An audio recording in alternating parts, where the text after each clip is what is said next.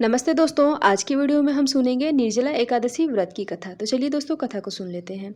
दोस्तों साल के सभी एकादशियों में सबसे सर्वश्रेष्ठ एकादशी निर्जला एकादशी को ही माना जाता है, क्योंकि अगर मनुष्य कोई भी एकादशी का व्रत पालन ना करे और सिर्फ जेठ महीने के निर्जला एकादशी का व्रत विधि पूर्वक कर लेता है तो उसे पूरे एकादशी का पुण्य फलों की प्राप्ति होती है। एक बार की बात है, पांडवों में सबसे शक्तिशाली विशालकाय महाबली भीम परम ज्ञानी वेद व्यास जी से बोले कि हे पितामह, मेरी एक बात सुनिए। मेरी माता, मेरे चारों भाई, मेरी पत्नी द्रौपदी प्रत्येक एकादशी को अन्न ग्रहण नहीं करते हैं, अन्न का त्याग करते हैं और मुझे भी अन्न का त्याग करने के लिए कहते हैं, परंतु मुझसे भूख बर्दाश्त नहीं होती है। मैं भगवान की विधिवत पूजा आराधना और दान तो कर सकता हूँ, परंतु उपवास मुझसे नहीं रखा जाएगा। तो आप कृपा करके मुझे कोई ऐसा उपाय बताएं जिसे मुझे व्रत उपवास न करना पड़े और संपूर्ण एकादशी का पुण्य फल भी प्राप्त हो सके।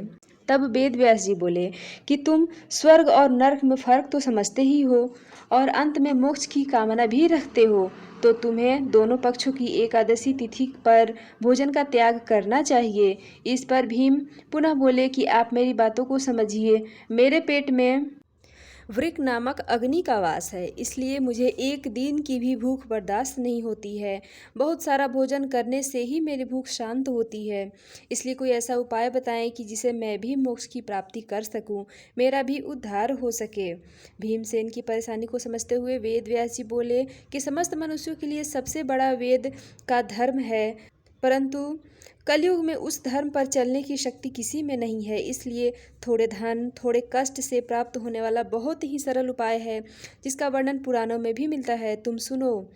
दोनों पक्षों की एकादशी को जो व्यक्ति भोजन नहीं करता है वो कभी नर्क नहीं जाता है। व्यास जी के इस बात को सुनकर भीमसेन थोड़े चिंतित हो गए।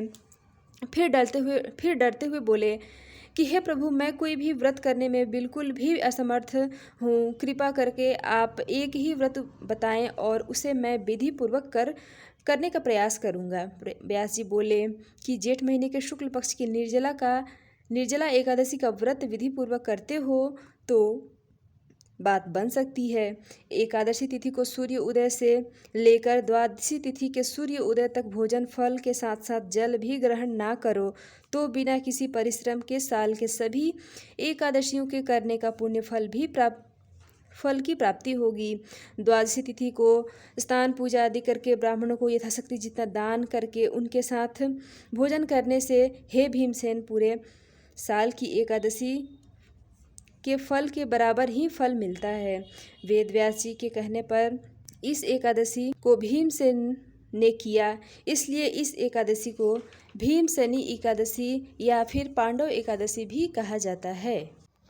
तो आशा करती हूँ दोस्तों कि ये एकादशी व्रत की कथा आपको अच्छी लगी होगी। वीडियो पसंद आया हो तो लाइक ज़रूर करें और दोस्तों इसी तरह की वीडियो आपको मिलती रहे, इसके लिए आप हमारे चैनल को सब्सक्राइब कर बेल आइकन प्रेस कर दें ताकि नए वीडियो की नोटिफिकेशन आप तक सबसे पहले पहुँच सके।